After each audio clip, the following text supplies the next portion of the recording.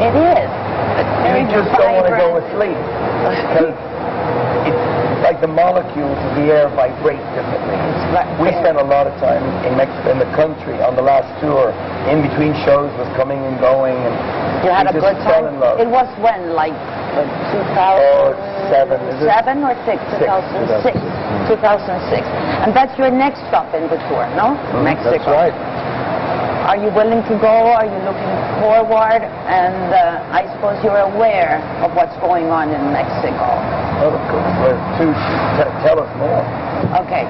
Besides our usual problems, endemic problems like poverty, corruption, lack of education.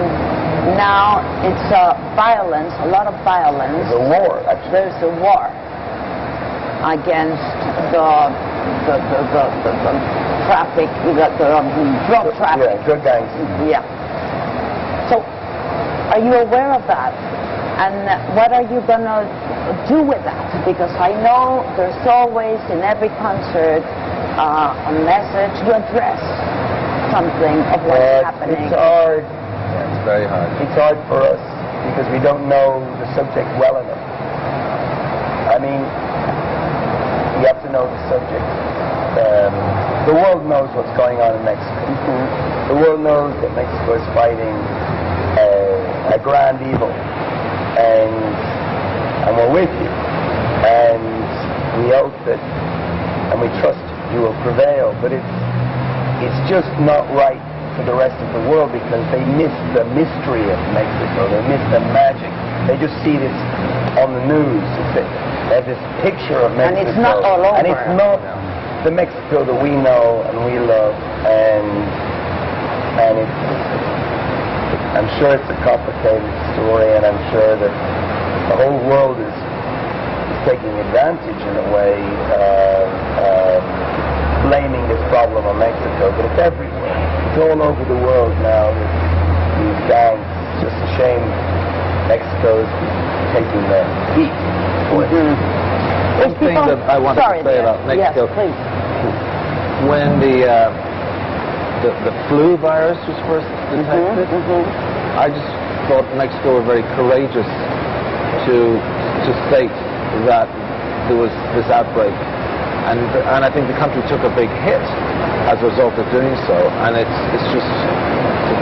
a sign of great courage, I think, moral courage to have that kind of attitude, and I think a lot of countries around the world should be very grateful to the stance that the country took on that, because a lot of countries would have hidden it and pretended it didn't exist.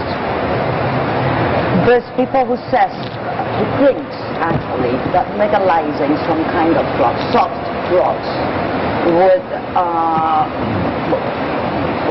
wouldn't solve the problem, but would help in this drug dealing thing.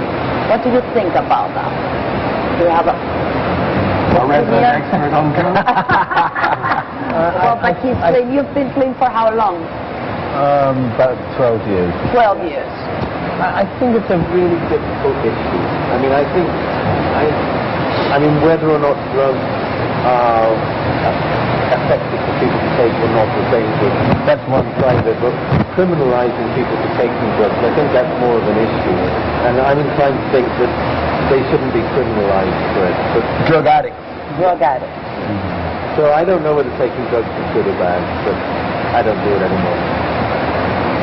You mean they're victims? They're not you shouldn't criminalize people who do drugs. I mean, you hear about it a lot in the United States, where people who smoke a small bit of marijuana can be in prison for long periods of time. That doesn't seem like a good policy to me. I mean, these people are not criminals. Okay. What do you think? Well, California is a great example where, it now turns out that if you get a prescription from your doctor, you can go into a store, you can buy your weed and sit in a back room and smoke. And there are towns and small cities all around California in particular that this is how they bankroll everything else. That's how the city survives. And I find that kind of extraordinary in a country, as Adam says, that for a lot of people, possession of marijuana, you will end up, you know, if it's 3 times in a row, 3 strikes in a row, you can go to prison for 10 years. It just seems, on one hand they say, well, drugs are bad, and on the other hand, if you get a prescription from a doctor, you can go in and you can, it's just a little nonsensical. There doesn't seem to be any clear idea. Nobody seems to know what to do. Nobody has actually sat down and thought, what's the right thing to do? How do we do this? Nobody knows how to fix it. Do you like tequila? We do. You do like tequila. Okay, I'll be waiting for you, expecting you in Mexico. Is that a promise? That is a promise. I promise. Okay?